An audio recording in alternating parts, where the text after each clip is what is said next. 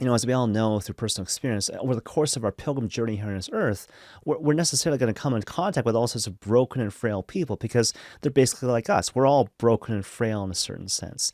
And so, therefore, a common question or concern, which often comes to the imagination of the Christian person, is how do I deal with people who rub me the wrong way? And in particular, how do I correspond to the Lord's invitation to love my enemies as I love my very self? Well, for guidance on this particular point, perhaps we might look to the words of the Lord himself, particularly in the Gospel of Matthew chapter 5, where the Lord doesn't simply give the exhortation to love our enemies, but he also gives us very particular instructions as to how to actually carry out this particular mission, if you will.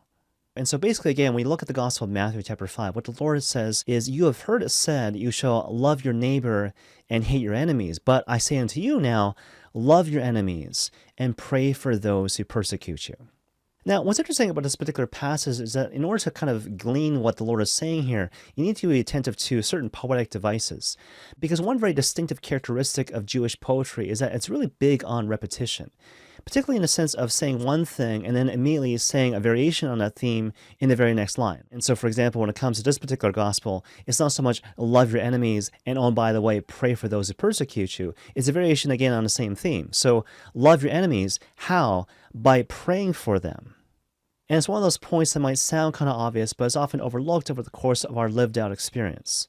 Because you see, the reality is that even though the Lord obviously calls us to cooperate with His grace, to cooperate with the grace of salvation, we always have to remember that God, fundamentally speaking, is the author of conversion. And so therefore, when I'm seeking my own conversion of heart, never mind the conversion of other people, what should I do first and foremost? Pray for the grace of conversion. Beg God, who again is the author of conversion, change this person's heart, change my heart, long before any sort of action to actually help to facilitate that particular end.